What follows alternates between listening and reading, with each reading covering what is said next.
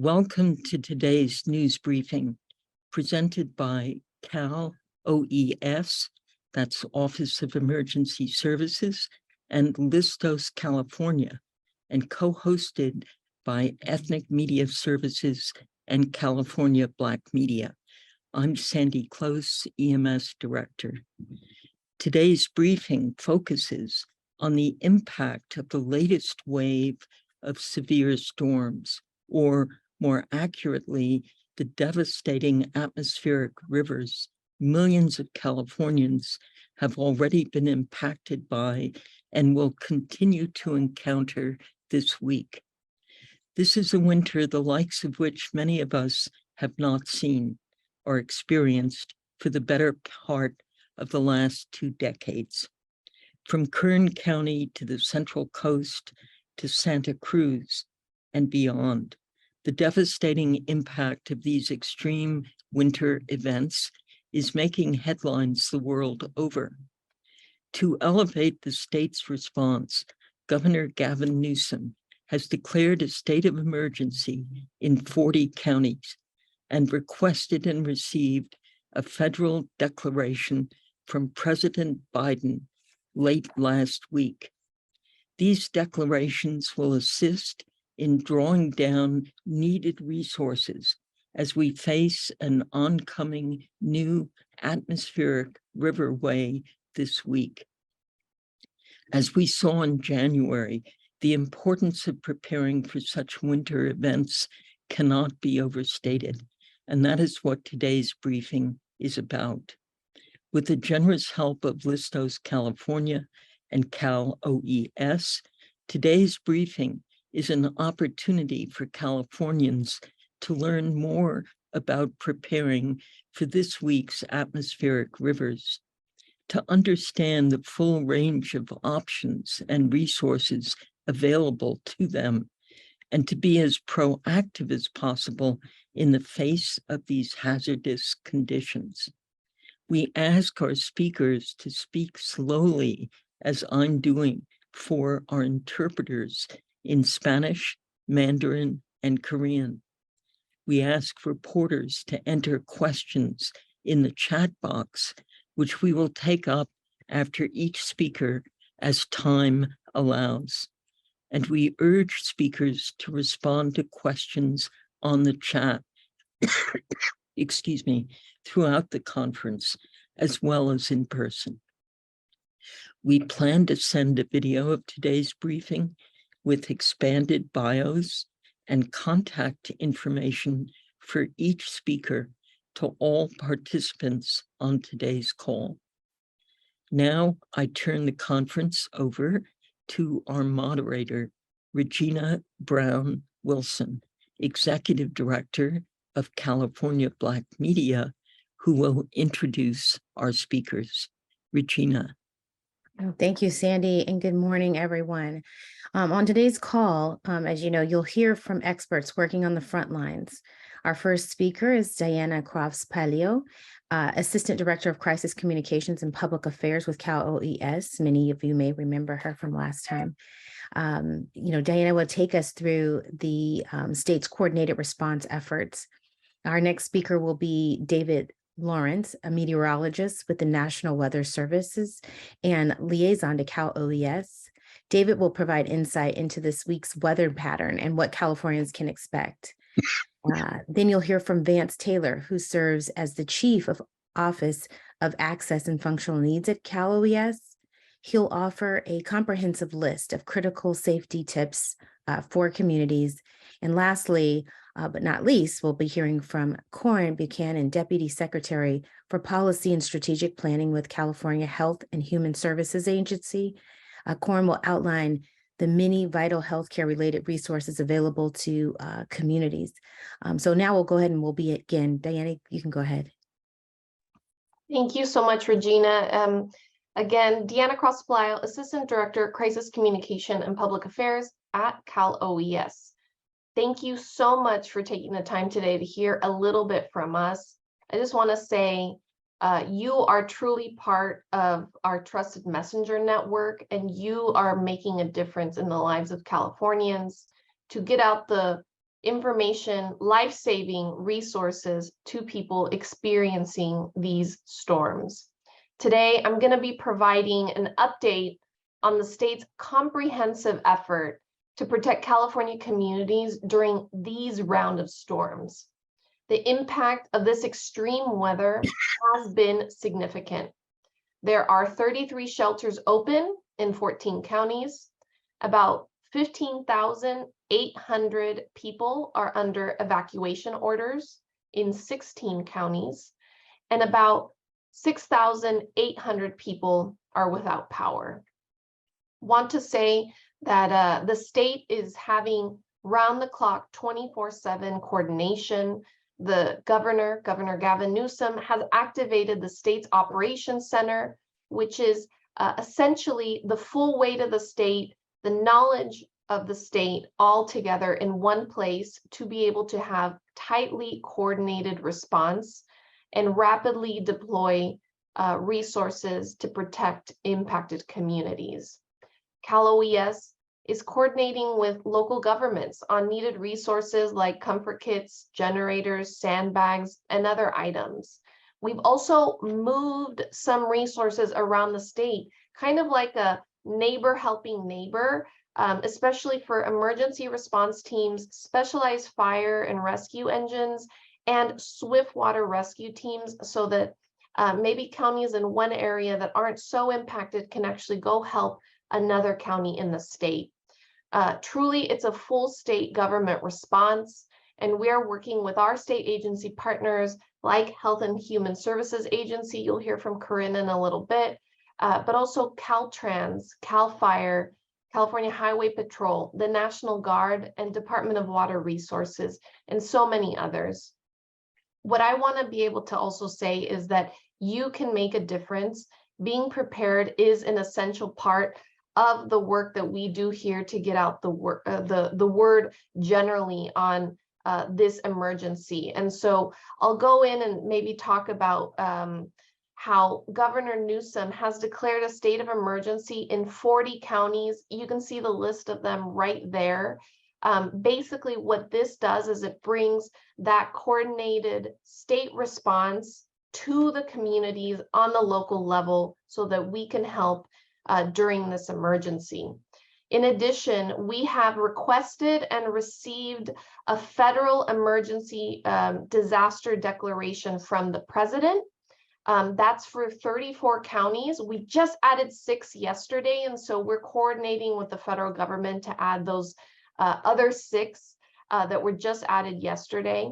And what this does too is it provides life-saving federal response personnel and resources to the state that then goes to the local governments. And that's like generators, road clearance equipment, supplies, sheltering, and potential mass care assistance.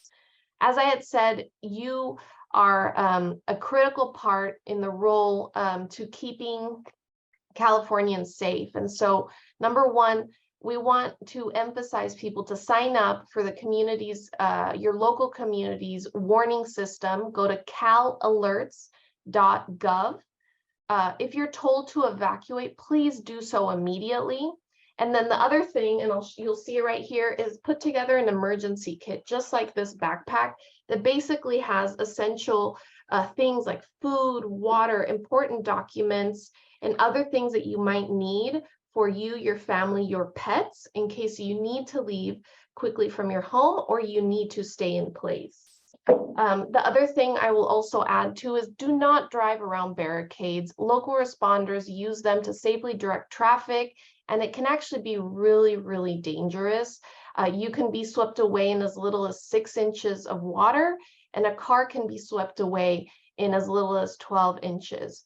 And again, look out for each other. This is really neighbors helping neighbors. Go to our listoscalifornia.org website. We have a whole host of resources for you in multiple languages related to preparedness, response, and recovery that you can push through your channels, whether that's social media, online, in person, all to your viewers. These resources include videos, social media graphics for Facebook, Instagram, and Twitter, collateral like flyers and one-pagers, and also very specific local county emergency sheets with helpful, trusted information for people in case they need it on the ground. Finally, one last shout out before I'll hand it over to Regina. We have Indigenous language outreach video specific on flooding and general preparedness. Those include in different dialects of Mixteco, Triqui, Purepecha, Tlapaneco, and Zapoteco, Punjabi, and so many others. So go to listoscalifornia.org. We hope these resources are helpful for you. We hope you stay safe in the coming days, and that with your help, we can make a difference for Californians during this time. With that, I'll hand it over to Regina Wilson. Thanks so much, Deanna. So 2 questions for you. What are the most important lessons we learned from the January storms? Gosh, great question. I think number one is that our climate is changing. And at the end of the day, the hots are getting hotter, the wets are wetter, and the dries are drier. And so with that, we are having to rapidly evolve our response and preparedness messaging to really fit a whole host of different communities. And so I think that we never really went away from the January storms. We've remained in sync since then with our state partners and our local governments. And so I think, each time is a learning lesson, but, definitely our climate is changing and these disasters and emergencies are going to get more complex. And so that's why it's so important to have preparedness tips at your back pocket, because really information is power. And if Californians can feel that sense of security and knowing that they have a plan in case any emergency happens, that's a huge win for us. And I know this might be a question for the meteorologist, but we'll ask it to you too. How many more weeks do you think that the extreme storms will continue? Gosh, David would have a better one. We are hyper-focused, or a better answer. We are hyper-focused on this week and seeing some trends in the coming days with more wet weather and storms. And so maybe by itself, these storms, would be typical for this time of year, but this is on top of January, February, and now March storms and rain, snow, wind, and it's just creating a compounding effect. So David Lawrence will, I think, have a little bit more on that one, though. Okay. Well, I think that was the last question, but just know that you still can put your questions in the chat, direct them directly to me or Sandy. I'll be more than happy to ask your question, but we'll go ahead and we'll move on to David. Good morning, everyone. I apologize for being a little bit late. Lots going on here in the State Operations Center, as you can imagine. I am with the National Weather Service. It's great to be with you today, and thanks for having me. I just want to talk a little bit about the both short term and, as was sort of alluded to here with by Diana just a little bit ago. Deanna, I'm sorry. We'll talk about sort of that mid-range and longer term outlook, because I think a lot of people are very curious about that.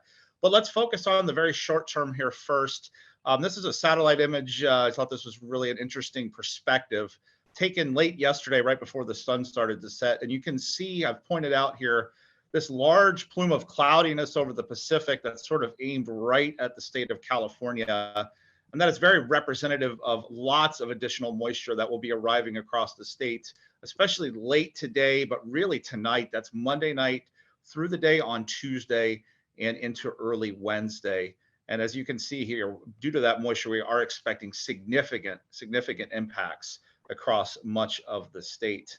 And I don't know if I can do my slides here. Could I have the next slide, please? So here are some of the key weather points that I want to focus in on. And I know this is a lot. I hate lots of text and slides, so I really do apologize.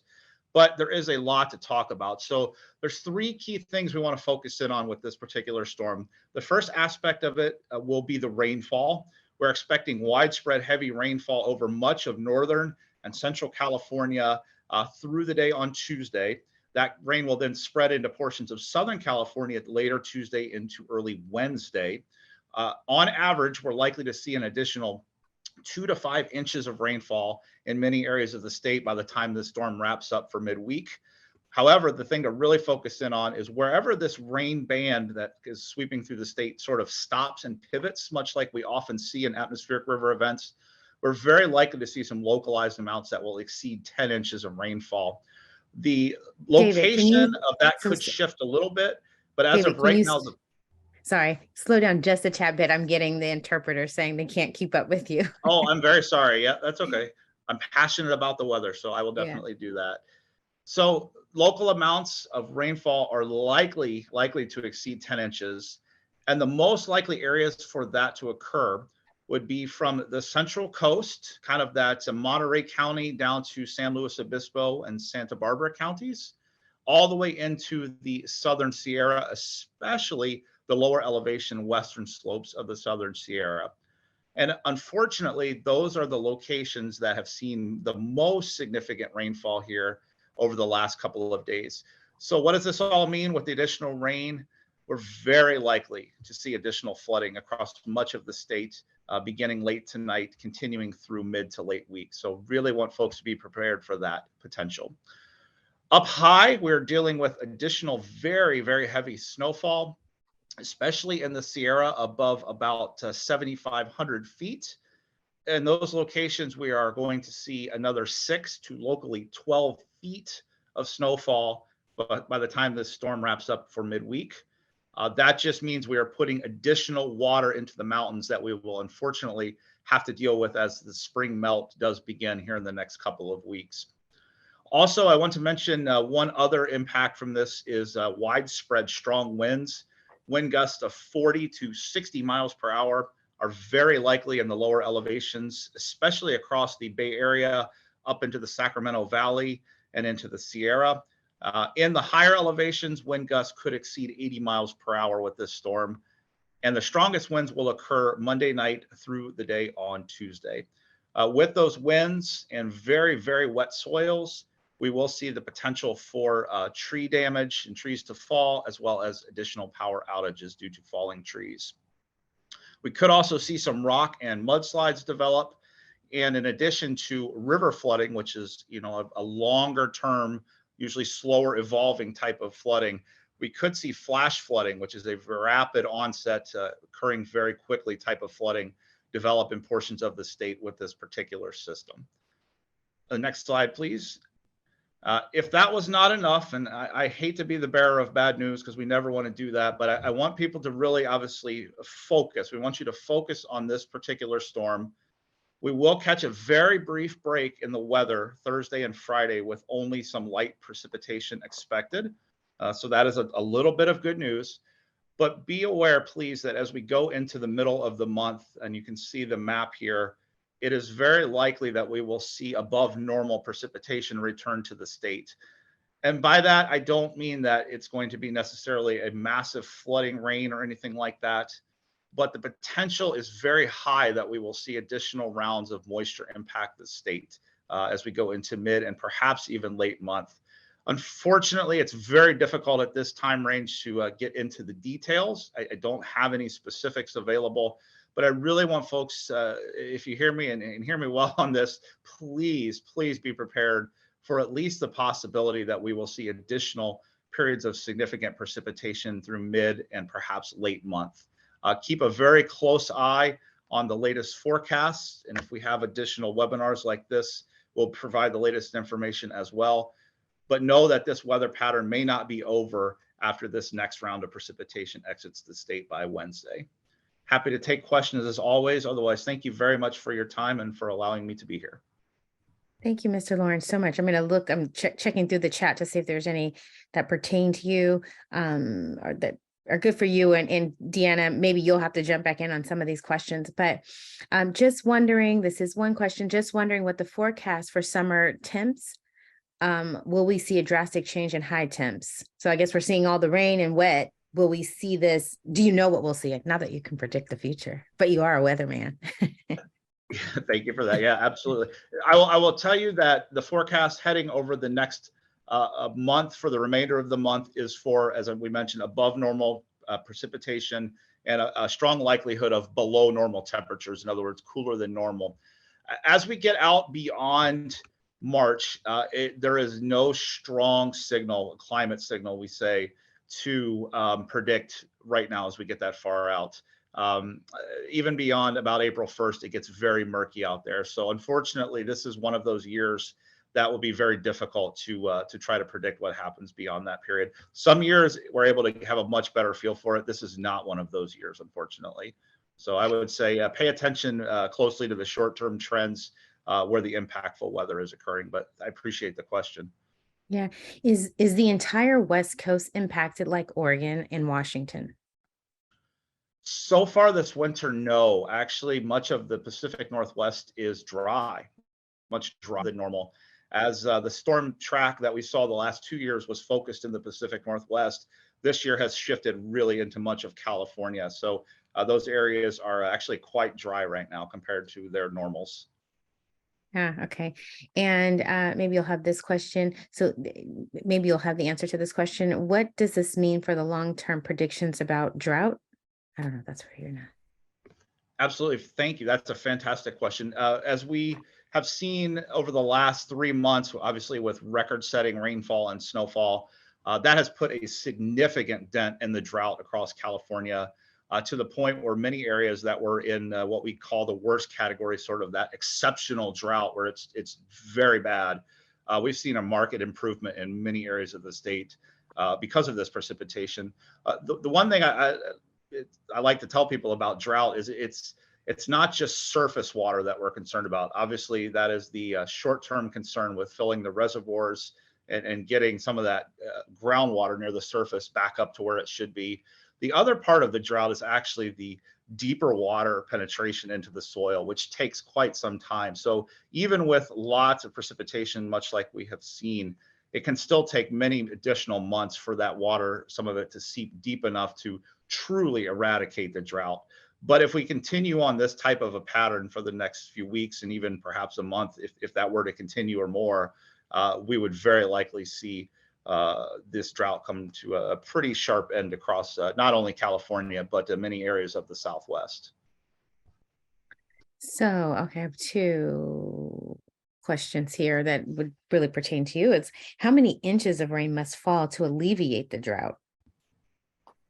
There are no specific values required. What is required is to, as I mentioned here just a minute ago, recharge not only the surface water, the reservoirs, the lakes, things like that, but the deep water levels, in other words, deep into the soil and into the aquifers where some of that water is stored that we are able to draw up for drinking water purposes at times. So it's a combination of both. And it really depends on location. It depends on climatology, because obviously northwestern portions of Northern California are climatologically very wet. So it takes more water for them to be normal, quote unquote, than say Southern California, which only averages between 2 and 8 inches in many areas throughout the water year.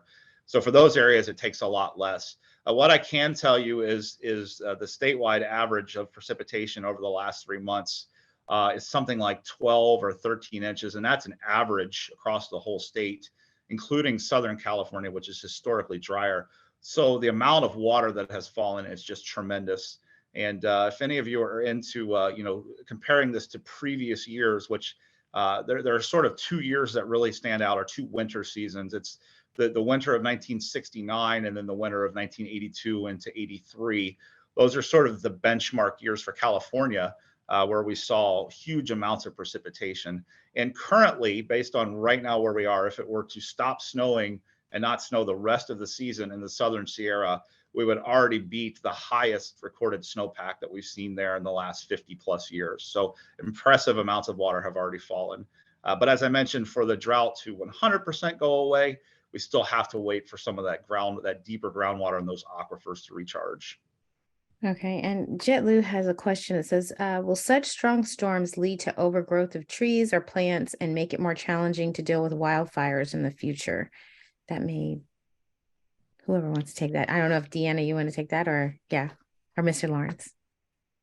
I think I'll take a stab, and David, if you have anything else to add.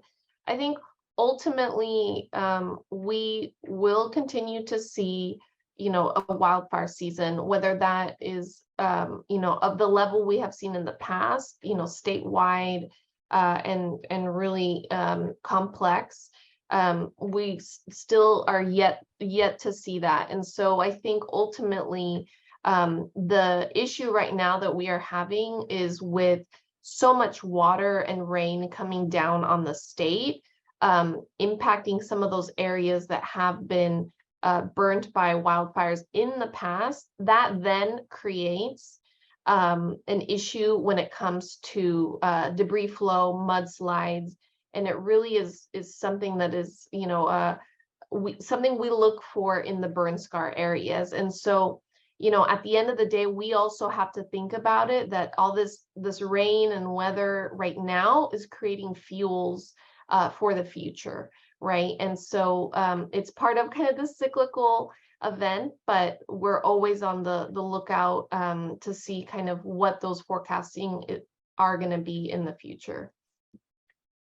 Okay, and I don't know if Mr. Lawrence, you want to answer that question either. This might be also something that is helpful. I see Brenda Hudson has a question from the Oakland Post. It says, does the state have a drilling project to allow absorption in areas that drain to underground aquifers? No, I think that would probably be directed to Department of Natural Resources or the California EPA. We can follow up to and provide you those contacts specifically to some of that. I also put in the chat that today the Department of Water Resources is going to be providing an update on these storms, kind of some of those river forecasts and their flood operations and reservoirs. And so that's today at 1 p.m. for those who may be interested. Okay. And then Deanna, I think we have I know that I would let the next speaker go. We have a couple more seconds, but all these questions started coming in at once. So I wanted to group some of these together because some of them have to deal with funding. So let me see here. There is a question from Manny Otico in the Valley News. Has the governor assigned additional state funds to deal with extreme weather? And in that same question, there's another question where what are the additional funds to the Central Valley farmers who've incurred substantial damage in their field? So I don't know if you would have that answer, if that's a. Yeah, I can speak at a very high level about it. I can't speak to the proposed budget currently, but the governor and the administration have dedicated tens of millions, billions of dollars to provide funding for kind of these extreme climate events, and whether that's here at Cal OES to help coordinate the state's response and preparedness around you know, these disasters, or natural resources and funding to CAL FIRE and ensuring that we have you know, robust programs for hazard mitigation so that we can do everything we can to prepare communities around the state to lessen the burden when they do have a disaster that comes through. And so it's multifaceted and it touches probably so many different levels of state government when it comes to this funding in particular. And then the other thing I will say too is that with some of this federal support we've received right now is specific to response, and it's specific to life-saving activities that have to happen throughout the state. We are hoping, and Director Ward said in a press conference on Friday, to really work very closely within the coming days to ask FEMA for more assistance. And that means assistance to the community, to the individual, in the form of a major disaster declaration. And so hopefully we're able to get there and we are able to get that support from the federal government, and that will then open up additional resources for people like you know, landowners, agricultural owners, to be able to receive that support, not only from the state but also the federal government. So stay tuned on that, and hopefully we can have an update soon if we receive that. Okay, great. And then another question before we move on is, are we likely to see any additional levees break? Gosh, that's a great question. I don't know if David Lawrence would have more on that, but I would say the Department of Water Resources would definitely, and they're monitoring through their flood operations center. What I will say is that overnight we were keenly focused on Monterey County, specifically the Pajaro River levee. So that already kind of created some flooding in the area. There's additional concerns of flooding there. And so we are trying to focus in on how we can help minimize any further potential issues. I think we're also going throughout the state and kind of trying to take a look at what we can do today as the skies are maybe blue or somewhat gray, light gray, to do everything we can to shore up for this next storm that's going to roll in to avoid any future impacts. And I said that, I said one last question, but we'll go back really quick because I think this question is for you, Mr. Lawrence. From Peter, I recently read that Argentina, which like California is an agricultural giant, is experiencing its third year of severe drought, and that wildfires are growing more destructive. How much is what California is experiencing with weather part of a larger global pattern? Oh, that's a fantastic question. And it's a challenging one to answer because no two weather patterns are ever created equal. We have been in the middle of a La Nina pattern in the Pacific, which is a fancy way of saying that the waters around the equator in the Pacific Ocean have been well below normal here over the past 3 years. What we are starting to see is a transition out of that weather pattern, which impacts much of the weather that comes off the Pacific and or into other portions of the globe. It drives the weather in both hemispheres. We're starting to see a relaxation of that pattern, and we may transition to what's known as an El Nino. Some of you may know that term. That just means that the waters turn warmer than normal. And historically speaking, those types of weather patterns, when we're into multiple years of La Nina, have driven droughts in various areas of the globe. What's challenging to know from year to year is where those droughts will set up. So unfortunately, I can't speak specifically to Argentina. I'm not very familiar with what's been going on down there, although I'm well aware portions of that region have been in severe drought, much like California has been in severe drought up until the last 3 months.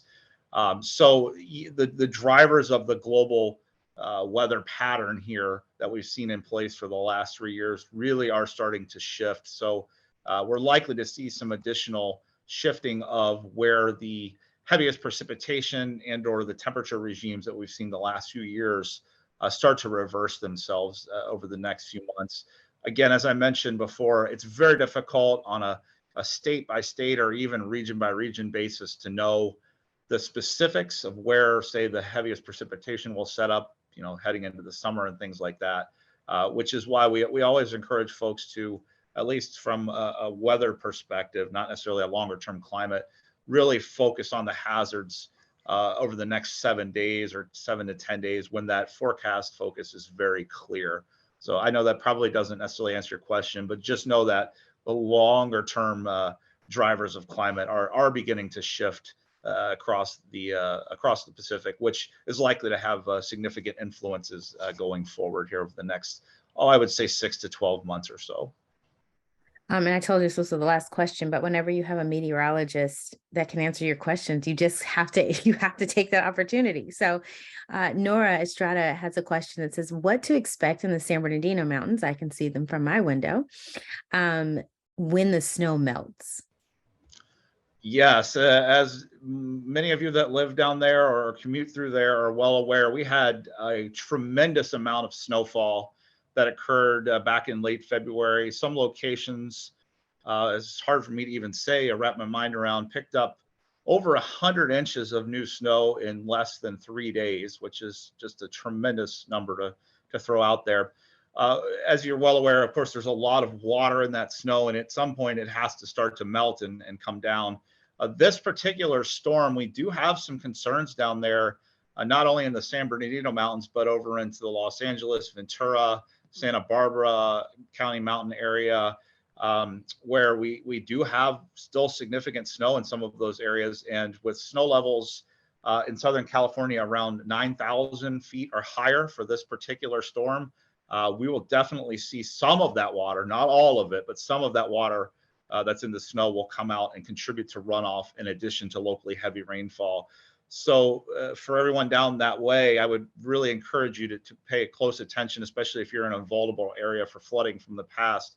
Pay very close attention to river and stream levels here as that snow melt ramps up, and also as that precipitation moves in. Again, the biggest impacts for that part of the state would occur most likely Tuesday night into early Wednesday during the heaviest rainfall and the most prolific and faster snow melt down there. We're also just while we're on that topic, we are still seeing some additional snow melt input into the runoff from the Sierra. Again, mostly below 7,000 feet or so. So that will contribute to that heightened risk, as I mentioned earlier, of at least the possibility for some significant flooding in the portions of the Central Valley and into the Sierra foothills as well. Well, great. Well, I will go ahead and let you rest for a second. I'm sure there's going to be more weather questions that come up, but we can move on to Mr. Vance Taylor. All right. Hey, thanks, everybody. So, as David outlined, I mean, we've got some very serious weather coming our way. And the reality, they said it's going to impact people throughout the state. We know because certain areas are going to get hit for a second, third, fourth time, that there's particularly deep impacts in areas like Monterey, Merced, Santa Cruz. And we're seeing that reflected in an increase in the number of people that are sheltering. Then expect that those numbers will go up as more storms come in. One of the things that we think about is, of course, what government is doing to help people. But because it's such a widespread event, right? Because the impact area is spread throughout the entire state, there's going to be a limit to what government can do to help people in these situations. And when I think of preparedness, I think of it as a double-sided coin. There's what can city, county, and state government do to assist?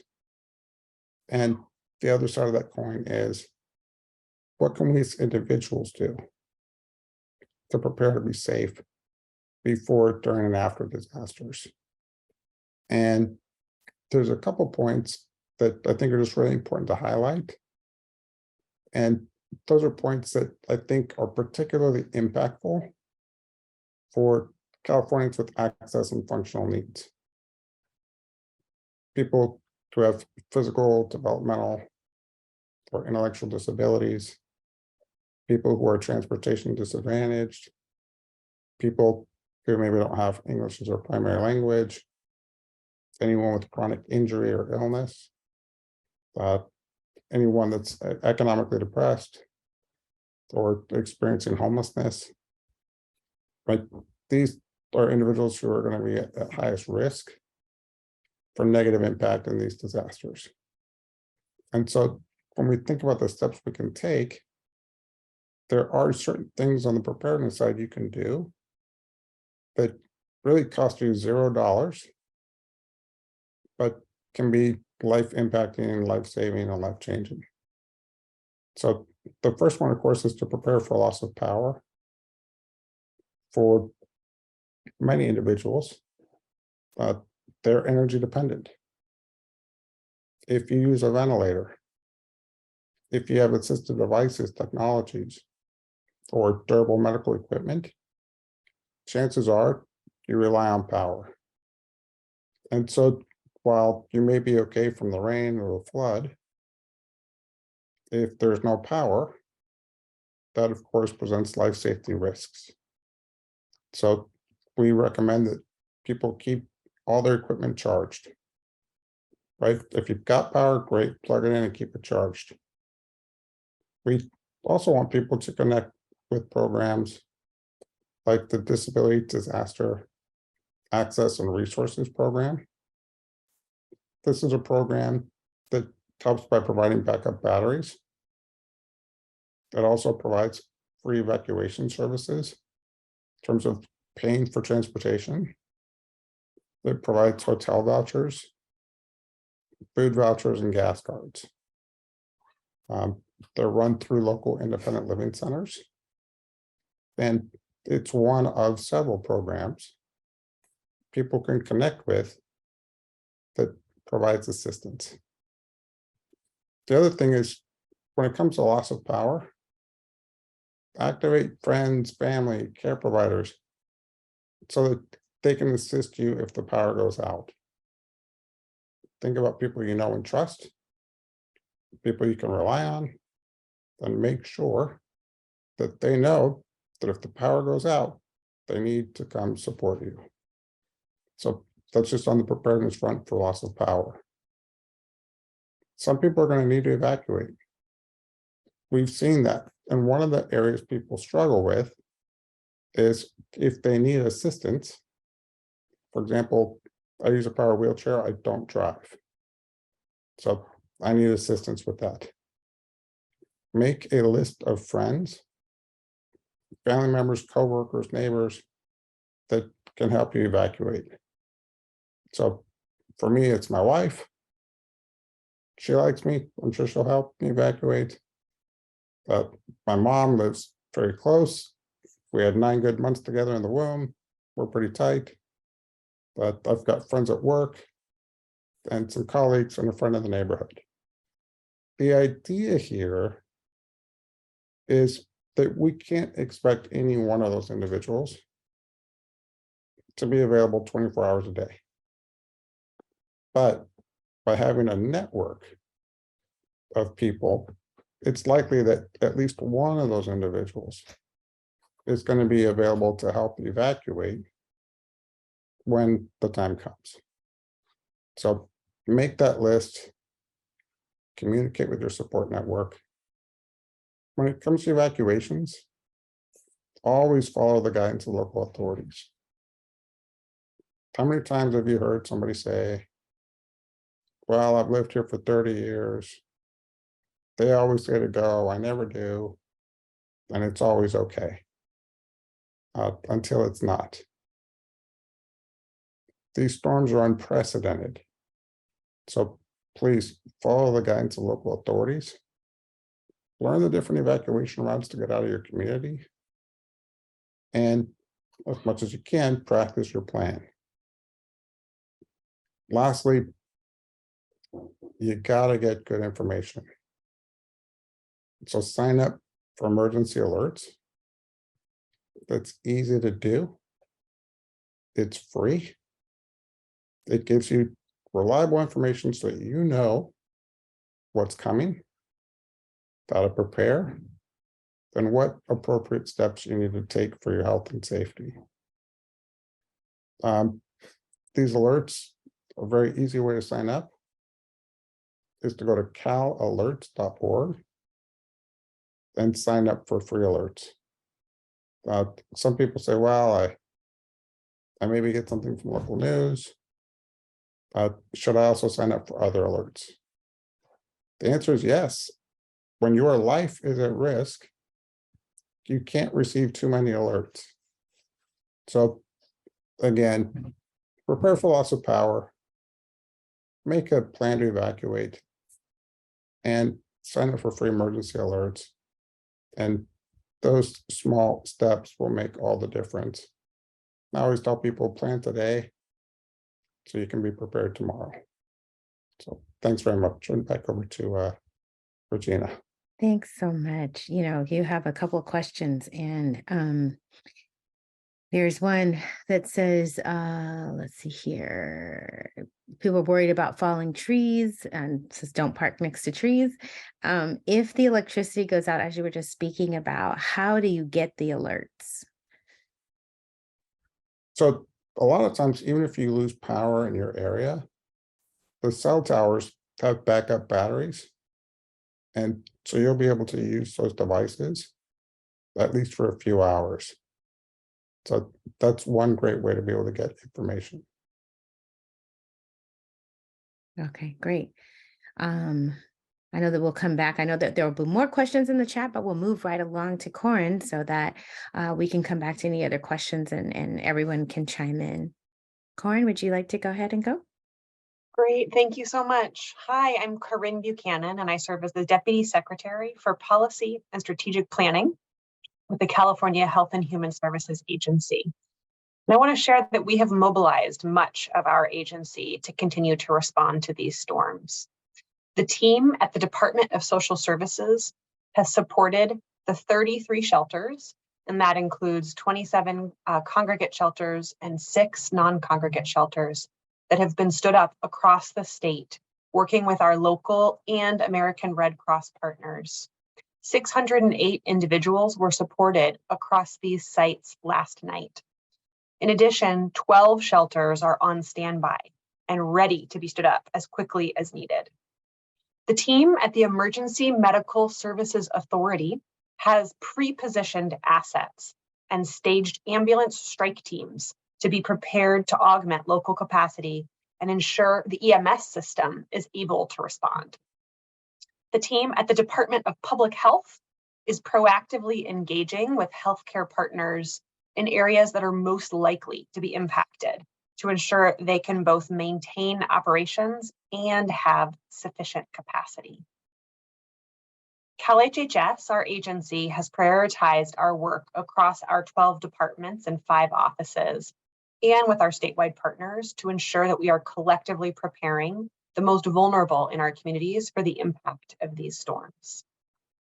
Along those lines, I want to tell you about a new task force, which was stood up called the Priority Populations Task Force.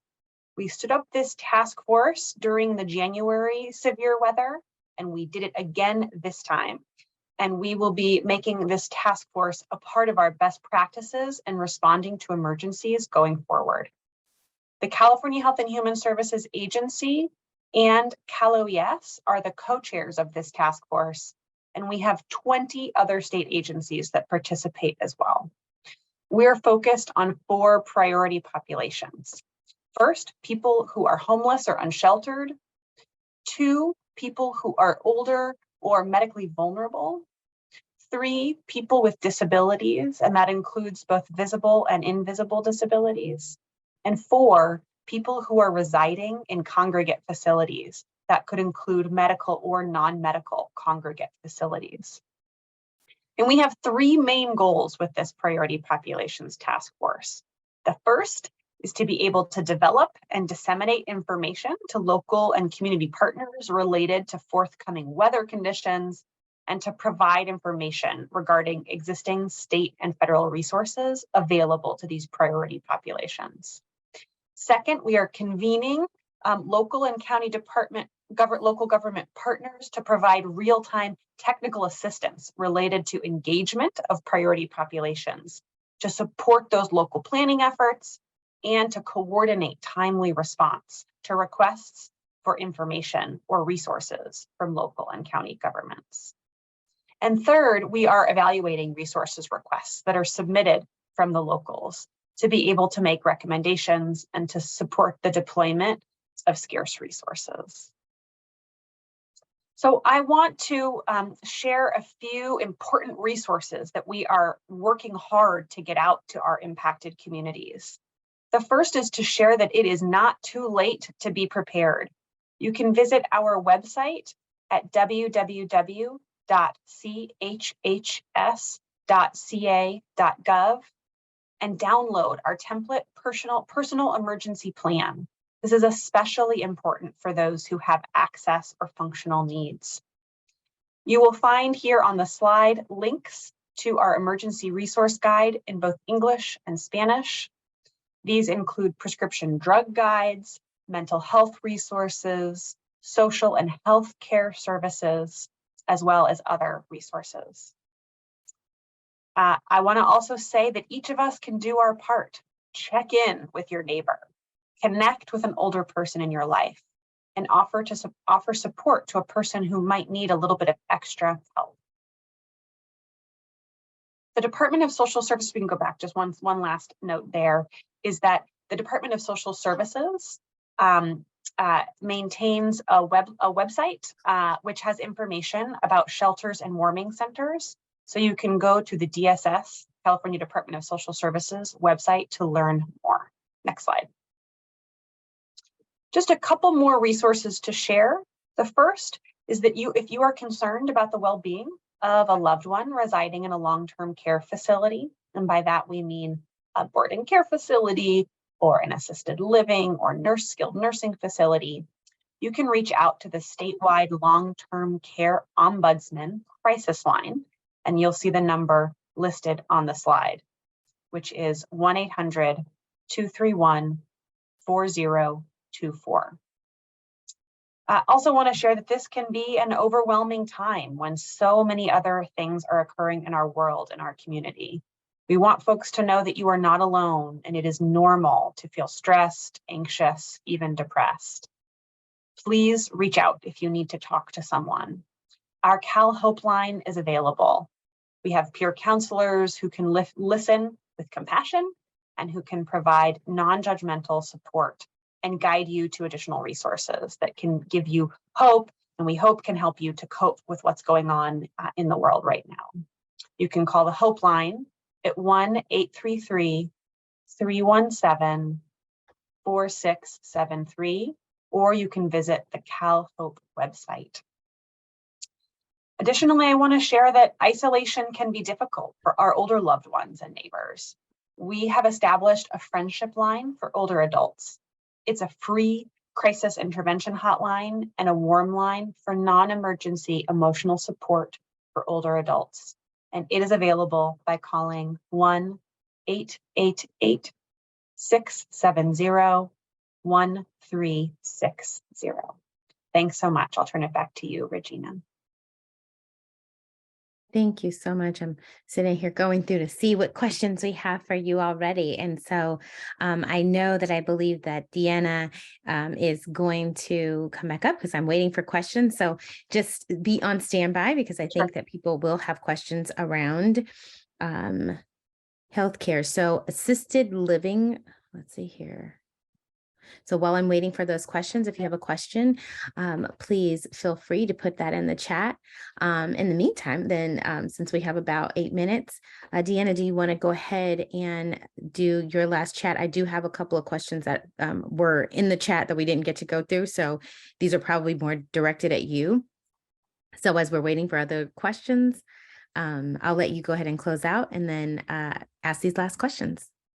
Thank you so much, Regina. And thank you, Sandy, also the rest of the ethnic media team, California Black Media, everyone who kind of put this together for today. We really wanted to get you the information before this next round of storms hit, just because we've been seeing so much extreme weather. And so a huge appreciation for everyone taking the time. I mentioned earlier, but there are some resources for you all. Go to listoscalifornia.org. And then, we want to advocate, you guys are official sources, but when it comes to sharing anything on the local, state, or federal level, really encourage you to share specific official sources when it comes to your reporting. And then really with your network all together, you can make the difference to help Californians during this time of need, and do what you can to get the information out there. I'll put in the chat, listoscalifornia.org website, all of the resources we have. And don't forget those Indigenous languages resources too, that are all YouTube videos, because they don't have a written language. And so we want to also get the word out to those folks as well. So with that, I will hand it back over to Regina for any last minute questions. Yes. So let me go back to this question Paul Cobb had with the Oakland Post. He says, what about using the Pennsylvania style directional deep targeted drilling method? It's sort of a reverse fracking to allow the flood waters to seep into the ground directly into aquifers. Whew, you guys are testing my knowledge. That's one that I'm going to have to give to the water experts on, and really encourage you to reach out to Department of Water Resources and also to others within Natural Resources Agency and the Environmental Protections Agency. And so I think, we are trying everything we can as a state holistically to ensure that we can keep and retain the water that is coming from the sky into the ground. And so Governor Newsom did assign an executive order to really kind of bypass some permitting and really expedite some of that recharge when it comes to that water, so we can keep it here in California. I did see a question for CalHope though, and I still see Corrin on there. So yes, I'm going straight to that. So the CalHope resource line, and Corrin put that number into the chat. So Sunita, I believe she answered your question. There was another question about the gas supplies. Rosanna had a question about, will people have stable gas resources? That's a great question. And I think that this is an issue that we were seeing in kind of some of the more mountainous communities, specifically where there was a really cold weather system that came in that not only created, some extreme weather, but a lot of snow and ice. And so I think some of those lines were ultimately kind of frozen and had some issues there. And so I think number one, if you do have any kind of issue like that, call 911 right away. That's a life imminent danger situation. But also, this is something that your county Office of Emergency Services and your local county government also needs to take into consideration when it comes to helping Californians appropriately recover from these kinds of situations and secondary impacts from extreme weather. And so letting them know and being able to kind of, assist in that, if it's gas lines, but also any other kinds of damages, it's really important. And so being able to circulate some of those concerns locally. And then what's going to happen is that those counties will then circulate it up to the state.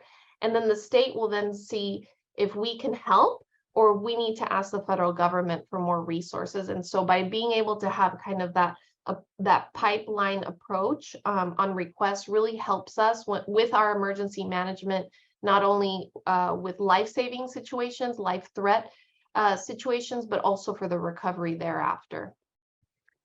Indiana, I think this their question that Sunita had a question. I know that we talked about levees, but there was a question about dams and whether there's any danger of dams that could break. We have an entire team here at Cal OES that's what they do, and they monitor and look at those dams, and we have close coordination with them. And so we're not seeing any issues right now. We'll keep you, abreast of any updates. But for example, on Friday, there was a big announcement from the Department of Water Resources that did use the spillway, the Oroville Dam spillway, to kind of let out some of that water.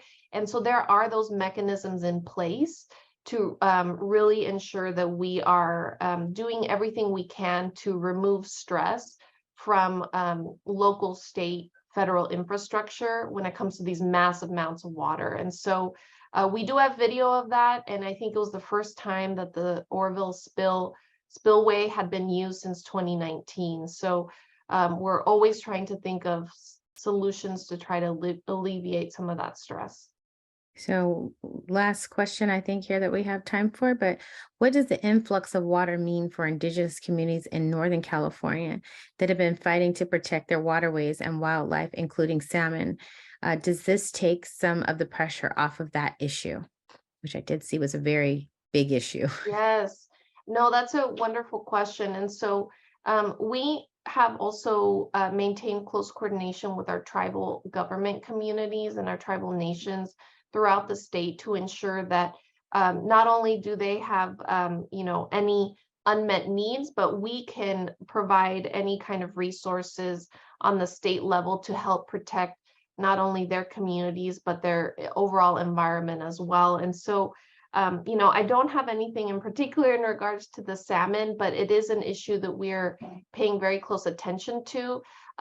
Similar, but a little bit different, we are taking this storm very seriously. And so not only trying to help protect and save lives and to ensure people have the resources they need to stay safe, but also we've been doing some really unique, what we call here missions at the state. And so we actually worked with the California National Guard to deploy some hay bales to cows in need. And so, I mean, you know, there is no creature too big or small too that we want to ensure that we can try to help during this time. And so I think that it's important, if you're seeing a concern there locally, feel free to flag it for your local government. They can then flag it to us as a state. And again, you know, here, if you need any sort of assistance or resources, feel free to email us at media@caloes.ca.gov. So I know that it's 11 o'clock and I want to respectful of everyone's time. I know that we have a couple more questions that I believe the team will be able to capture and get those answers back to you. One, I want to thank you to all the ethnic media who joined us, but also the speakers today as well as the interpreters. I hope that everyone will stay safe and try to stay dry and be prepared for what's to come for this week. You know, as Tony used to sing, it never rains in Southern California, but that is going to be very different. So that will not hold true. So thank you all. And I look forward to seeing you guys on the next briefing.